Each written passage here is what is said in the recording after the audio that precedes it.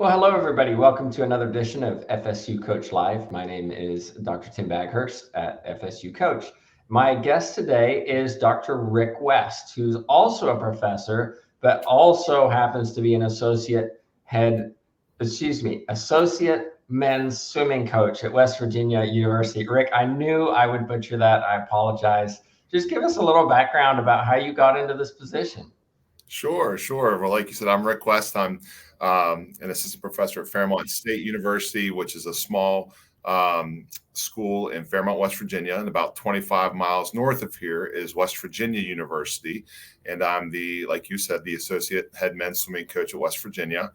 And it's been kind of a long road to get to where I am at both Fairmont and WVU. But I teach a full class load here at Fairmont. So I teach 12 hours or 13 hours, whatever there's an overload or whatever it might be, in the Health and Human Performance Department. I teach a variety of classes, sports psychology, strength conditioning, motor behavior, things of that nature. I'm filling in this semester for anatomy and physiology, which I haven't taught in quite a few years. So I'm dipping my toe back into pinch hit for someone while we're going through a hiring process.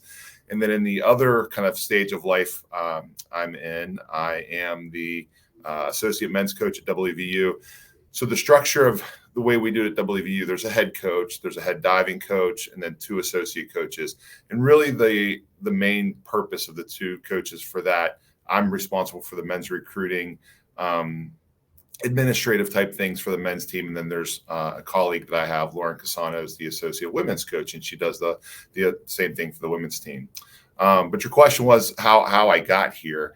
And so that's kind of a long road as well. But I started off with my undergrad degree, and I was a physical education, health education, special education teacher. And my student teaching that I did was at Steubenville High School in Steubenville, Ohio. And I did my student teaching there, and I immediately became a teacher in that school and taught physical education. And at the time, there was a YMCA that was in the school. So the school partnered with the YMCA. And when they did that, that gave the opportunity to do some community programming, kind of non-traditional education type things for the community. So I would teach swimming classes to sixth graders, but I would also teach at the high school as well. And then I coached the high school swimming team. And then that was kind of my goal going through undergrad. It was just to be a swimming coach and a teacher in a K-12 school. And I had taken a group of guys on my team to Ohio State swim camp. And I had called up the coach, who was Bill Wadley at the time, and said, hey, can I bring these guys over? But if I do that, I'm going to bring 6 or 7 guys. Can I stay in the dorms, have my meals provided, that kind of thing, and not get paid, but just kind of volunteer? He's like, absolutely, bring them over. And so that was kind of my introduction to college coaching. So I did that and had continued to go back to Ohio State for a few years. Then there was an opportunity for an opening at a Division II school in West Virginia called Wheeling Jesuit University, which is now Wheeling University. And I had called Bill and Mike Litzinger, who was the assistant men's coach at Ohio State, kind of talked with them. And they said, you might want to consider applying for that. You do a nice job with coaching, the team's going well. See what you think. So I applied for the job and received it. And we did really well with Wheeling Jesuit. We placed in the top 25 at NCAA's for the men's team. I had a female qualify.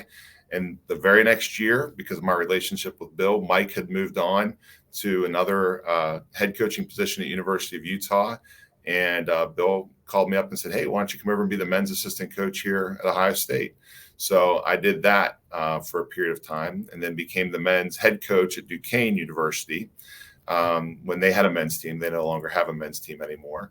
And moved from that program to the men's and women's assistant coach at University of Pittsburgh, which is just up the road from Duquesne. Duquesne's in Pittsburgh as well. And then kind of stepped away from college coaching for a little bit because of family reasons and things like that, which I think is sometimes common. You might find for some coaches that step away for a period of time and come back. But because I had done recruiting and things like that, I had gotten into pharmaceutical sales as kind of my job at the time. I did that for a few years. And just didn't really find the satisfaction of what I was doing in the business world. And so I went back into coaching, ironically back at Wheeling Jesuit. Wheeling Jesuit's also a small school, kind of like Fairmont. So you do multiple jobs there sometimes. So I was the head swimming coach and admissions counselor. That was my role at Fairmont. And then I moved into the registrar's position, ironically, of all things. So I was the registrar of the university and the head swimming coach. And they were doing some combination. They had a couple people doing multiple jobs. The athletic director and basketball coach was a job. And then, a couple things throughout the university. And they had said, we're kind of condense these jobs. Why don't you think about going into this position in administration? I wasn't really keen on that at the time because I had just come out of the business world and doing those kinds of things. And I really enjoyed teaching. I enjoyed coaching. I enjoyed being with the athletes. I just finished my master's in athletic coaching education at WVU. And one of the vice presidents at Wheeling Jesuit said, hey, you might want to think about going and get your doctorate. Now, I think their intention was to go get my doctorate in higher education administration. So I did not do that. I applied to two schools, University of Pittsburgh for exercise physiology and WVU for, at the time, was kinesiology as their doctorate. And I applied to both of those and had gotten into both and decided on WVU. And one of my professors from undergrad, who was a letter of recommendation for me, I had called her up to thank her for helping me to get in and be my letter of recommendation, and said, hey, if you ever need an adjunct at West Liberty University, which is another Division II teaching school in West Virginia, let me know. And so I called her up and said that, and she said, well, we actually have a position open, so why don't you think about applying for that? So that solved some problems in my mind. I would teach at West Liberty. Wheeling Jesuit and West Liberty are 15 minutes apart. Coach at Wheeling Jesuit, teach at West Liberty. I could step out of the dual role thing, so that would kind of help Wheeling Jesuit out. But I also started a doctoral program at the same time. Well, it took me exactly one semester to realize that was not going to fly, to begin a doctoral program, coach at one place, teach another place, and the doctoral program is about an hour and 15 minutes away at WVU. So that was kind of the confluence of my life where I had to make a decision on exactly what I was going to do. So I stopped coaching and had, again, teaching at West Liberty and then doing the doctoral program. And I just kind of walked over to WVU's coach. I didn't really know Vic and the other coaches at the time, but I said, hey, I know you guys travel. You're kind of short on coaches. If you ever need someone to coach the kids who don't travel, I'm happy to stay back because I'm over across the street at CPAS. I'm happy to come over and help you out.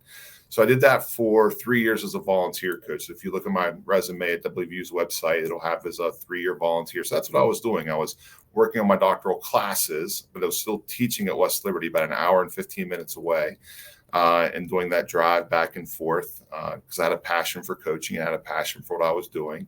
And a position opened up. And so I chatted with West Liberty, chatted with WVU, and they were okay with me doing both roles. So I was a professor at West Liberty. I was an assistant professor there, and then just an assistant coach at WVU at the time.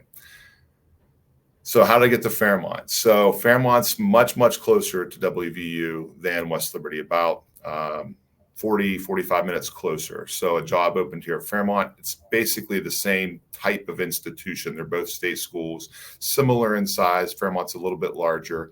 I applied for the job and gave them the entire situation as far as what I do. And, if I'm coming down to Fairmont, my reason for that would be so I could be physically closer to the WVU job, but you're going to get me for more hours a day because I'm not on the road for 3 hours each day traveling.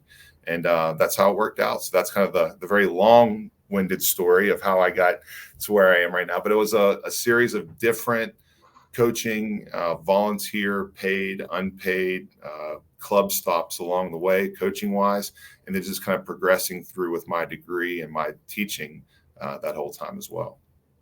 I think there's a lesson there for many in the sense that getting the job that you perhaps want is not something that you often are able to walk into. It comes from a number of other stops along the way, not only at West Virginia where you volunteered, but all of the other places that you mentioned where you've served in some capacity in coaching. And maybe younger coaches have a tendency to forget that part and want to go from, I want to coach swimming to I want to be a head coach at a college program without really going through the trenches where you learn a lot. I would 100% agree with that. I think I believe if you're going to be a college coach, you still need to take some time to coach age group swimmers and coach 8-year-olds. That was my very first coaching job, was coaching 8 and unders for the Wheeling YMCA when I was an undergrad. And that was wonderful because you really learned verbal cues, how to talk to students or athletes in different ways that are 8 years old. And, if you're coaching 8-year-olds, you're saying the same thing 10 different ways and hoping they get one of them, and you're learning organizational skills, you're learning management skills. And those are obviously much, much different than coaching 60 college kids, but the concepts are very similar. And you're going to make mistakes as a coach, and that's okay. You kind of want to minimize your mistakes as much as possible, or hope you have a mentor coach or a head coach that can help you minimize those mistakes. But I'm not sure about every other young coach, but I was a very hard-headed, I knew everything young coach. And of course, I wasn't going to make any mistakes. I was perfect the very first time through. So every year I tell my students in my class, from when I was 18 until now, I get dumber each year. My father gets smarter each year, because at 18, I thought he was the dumbest guy on the face of the earth. At 50, I think he's the brightest guy on the face of the earth, and I'm going down each year. So I think in coaching, it sometimes works the same way. Some of those more experienced coaches I work with, I'm like, they're just older. They don't know what they're talking about. Now I'm like, they knew exactly what they were talking about. But I think that comes with, maturity, I hope, and age and things like that, and experience. But certainly those experiences at, like I said, age group, high school, they definitely have helped shape, mold me to where I'm coaching now, for sure. Yeah, I'm going to add on to that, because as we age, we become more learned, more mature, maybe more patient, et cetera, and we develop those skills that we didn't necessarily have in our 20s. Yet at the same time, I think there's a tendency for us to become fixed in our beliefs about how to train, or how to interact with others, or work with groups. Because, oh yeah, I did that when I was younger, it didn't work. Now I do this and it works. But that doesn't always work either. And so I think there's a challenge there for those of us who are a little bit more mature, who have a little gray in our beards, Right. to recognize that we should still be learning, and we should still be flexible, and understand that 20-year-old who wants to be that head coach may have some good ideas too. Absolutely. And I was, again, very lucky that my coaches that I worked with, whether it was Chuck Knowles at Pitt, or Bill Wadley at Ohio State, or Vic Riggs at WVU, they let me try some things and fail, and kind of go back and say, hey, here's where you can improve. But they also let me try some things and were successful. And they said, hey, I'm going to use that down the road. So I think you're exactly spot on that, a really good mentor, a good mentor coach anyway, takes the time to look at all angles, what's going to help them and their program and their students and their athletes and their staff the best. And I think those individuals, if you can find someone like that to attach yourself to, that can support you, that's extremely important as a coach in our profession. Talk to me a little bit. You mentioned you were an assistant coach first and then became an associate coach. I'm talking about West Virginia. Mm-hmm. What was the difference between being an assistant and associate coach? So on our staff, and this is different within the world of swimming, so not every school does it this way. Okay. So our head coach is primarily kind of the workout writer.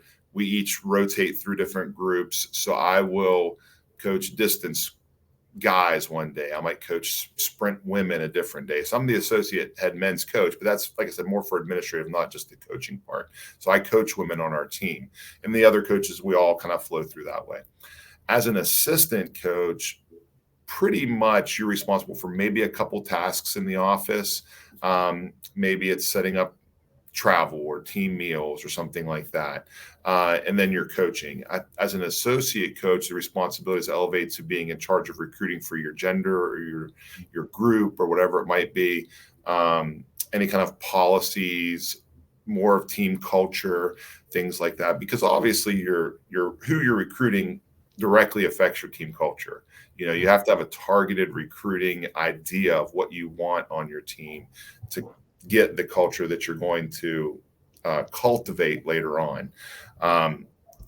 But those individuals have to have those tools in advance, I think. But that's the main responsibility, is it elevates in terms of the broader role of the team for us here. Now, I do know at some institutions it's different, and it can vary greatly. So sometimes it's just a pay raise and it's the same job. But with ours, it did change in terms of the responsibility as well. Okay, so let me follow up. You said who you're recruiting directly affects your team culture. Great quote. How do you determine what your team culture is, and how do you recruit somebody to fit that culture? So I'm going to describe that from the perspective of the associate coach, because I'm not the head coach. So right. I have to base the culture off of that individual. I'm recruiting for Vic. And so I have to know his personality, what he likes, what he wants in training, what he wants to see with an athlete, his communication style, all those kinds of things, and kind of find athletes that are going to mesh well with that. Can you give an example of, let's say I'm your recruit. What are you looking for in me that would fit the team culture at WVU? So we have a set of core values. That's passion, integrity, and commitment. Okay. And passion means that you truly love the sport. You're not doing it because you've always done it. You're not doing it because it's a job or because mom and dad are making you. You really love the sport of swimming. And I'll kind of relate this to Vic on each one. But Vic was a really great swimmer. So he truly loves the sport, and he truly enjoys what he's doing with coaching. So I think that matched passion is extremely important. Integrity is being honest with yourself and other people at all times. Again, relating this to Vic, he's an individual that if you make a mistake, sure, there might be penalties for that. But if you're honest about the mistake and you say, hey, I screwed up, I did this, we can work with that. We can find a path forward from that. It's not make or break situation. Hiding something, that's a little bit different. So integrity is really, really important. And being honest with yourself too, really kind of knowing what your potential is and what you're willing to do is important. And then commitment. And that's simply whatever you say that you're going to do, you're going to do it. So it can't be something where I'm going to make NCAAs or the Big 12 team or Olympic trials and then do other things that contradict that goal that you set for yourself. Because we're working with young adults, so we really do put a lot of emphasis on what's your part of that contribution? What are you telling us that you want to do?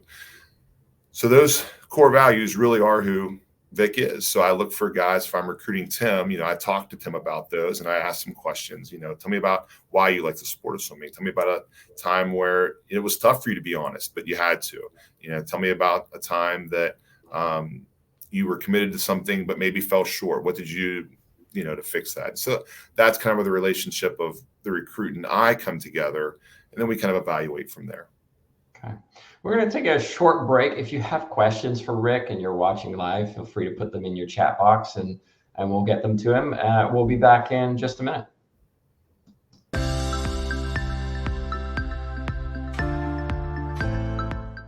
The mission of FSU Coach is to prepare and equip the next generation of coaches and sports professionals with best practices and current research to enable them to pursue excellence. We have 2 academic programs, the online graduate certificate, which is 4 classes, and also a 10-class master's in athletic coaching. Our graduate certificate and master's program can be started at any time, either the summer, fall, or spring. All of our classes have the word coach or coaching in them, and they're taught by coaches for coaches. The types of classes that we offer focus on the athlete as a whole person. We focus on the theory and practice, the research, the helping skills, even some of the mental performance behind, what it goes into being an athlete. I came to FSU Coach because I truly believed in the mission and the purpose of the program. I think I have my dream job being a head coach at Florida State, but I know there's always more ways that I can help my athletes and better prepare as a coach. So I thought joining this master's program would help me learn different ways to attack my job. If you're interested in going into coaching or joining the FSU Coach program, I would just say don't even think about it and do it.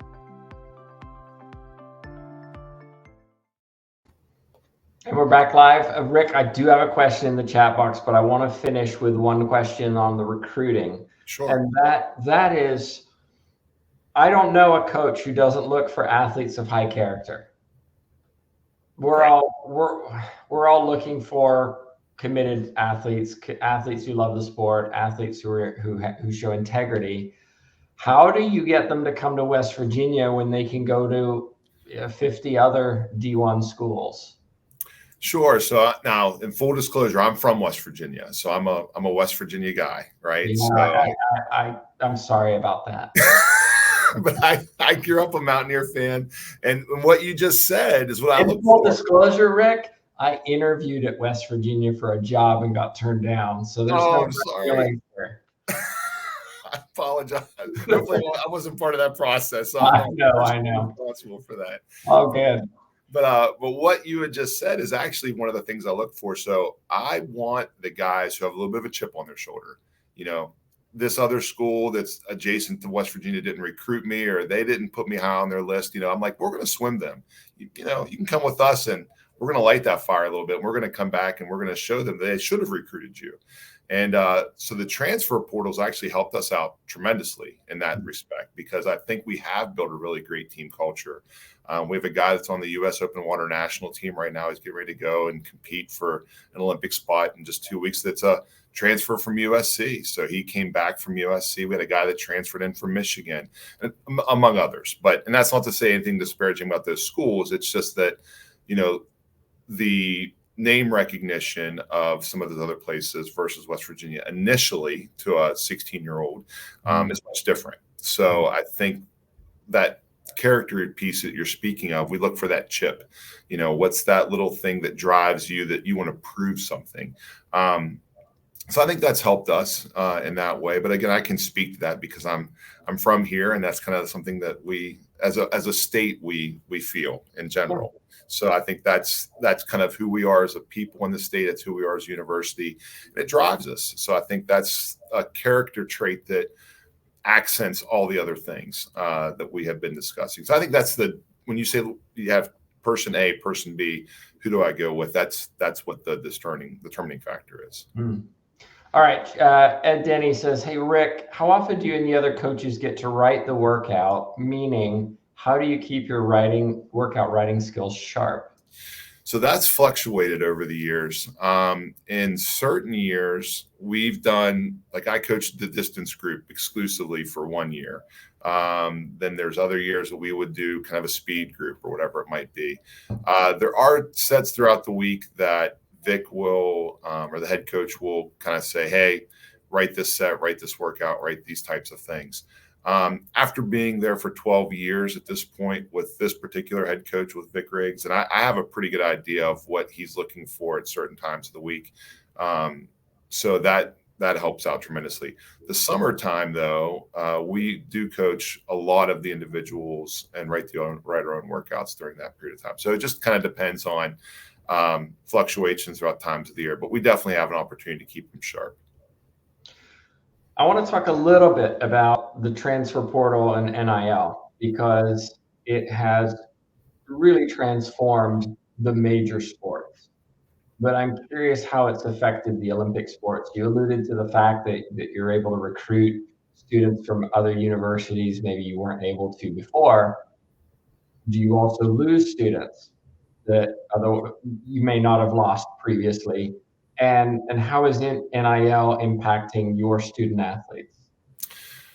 So going with the transitioning first, especially for graduate programs. Now this is kind of the last year of the COVID athletes. Yeah. So they have those 5th years to do graduate programs. So we're still kind of reaping the benefits of some of those athletes right now. So that'll cause a little bit of a shift probably going forward, because you don't have 5-year individuals. I think that when an athlete goes into college, again, the first thing they see is the name recognition of the university. and the team culture, they verbalize it's important, but I don't know if they really know what that means until they actually step foot on campus and meet the guys and hang out with them and those kinds of things. And right now they're juniors in high school hanging out with college guys. So there's a little bit of a disconnect in terms of what's important for a junior in high school versus, a sophomore in college. They can speak to it. Our guys know how to do that, but it's still what you're living in your present time. I think once athletes get to college and they kind of know what's important to them, what makes it fun, what makes it enjoyable, what makes it not a job, that's when they start kind of looking in the transfer portal and things like that.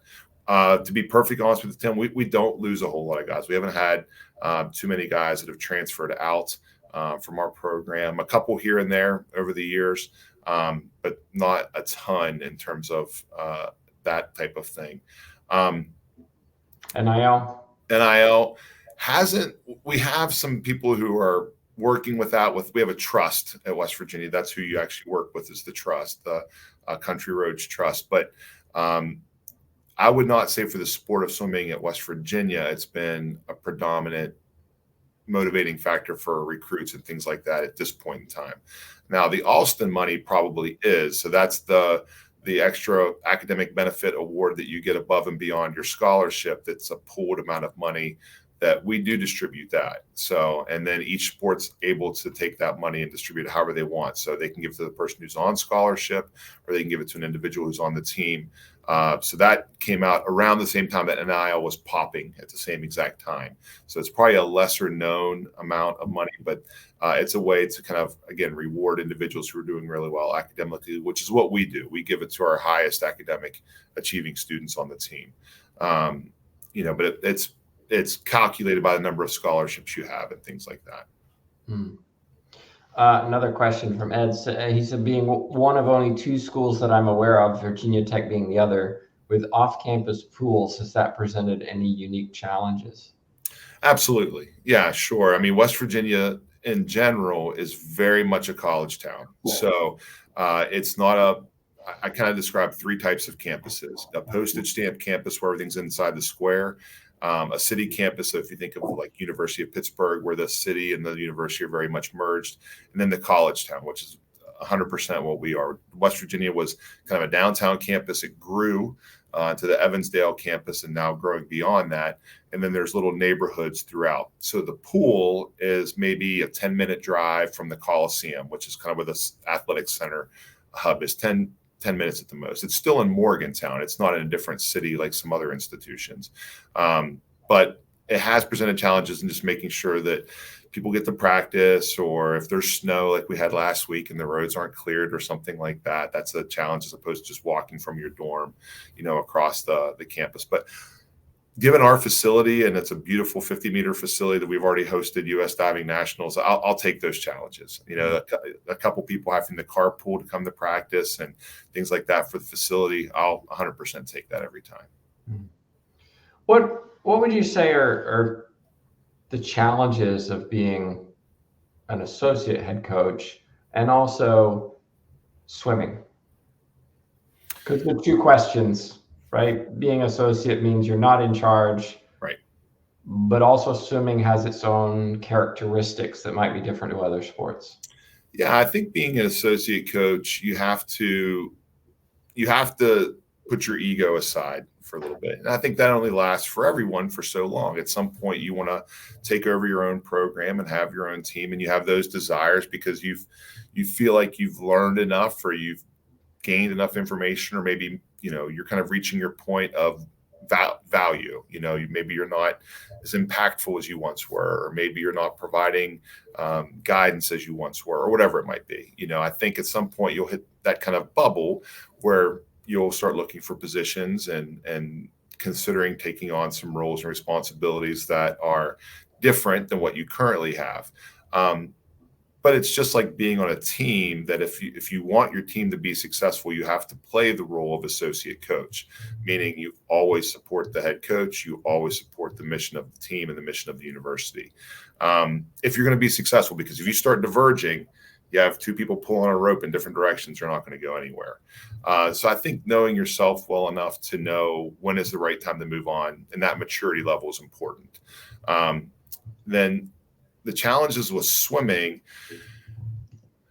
So I guess from a perspective of having parented people who have swam, sometimes it's a long sport. I mean, you go to a swim meet and you're there all day, and it's a big commitment. So I would like to see our sport do something where you could, I've been to a soccer game for a child, and you're there for an hour or an hour and a half, and it's bite size, and you get them interested and you move on.